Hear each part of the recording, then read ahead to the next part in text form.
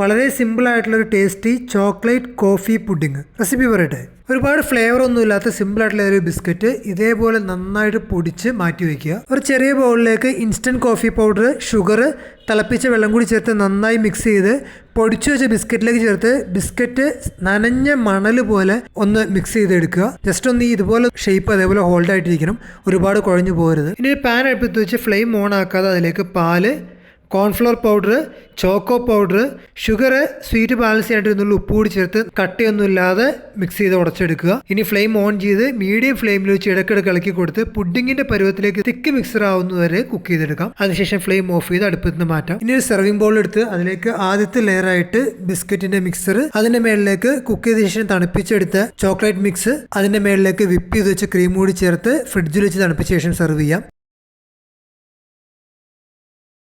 ഇതിൻ്റെ ഇൻഗ്രീഡിയൻസും മെഷർമെൻറ്റും കാര്യങ്ങളും ഡിസ്ക്രിപ്ഷൻ ബോക്സിൽ ആഡ് ചെയ്തേക്കാം. ഇതുപോലുള്ള വീഡിയോകൾ ഇഷ്ടമാണെങ്കിൽ അക്കൗണ്ട് ഇപ്പോൾ തന്നെ ഫോളോ ചെയ്യുക.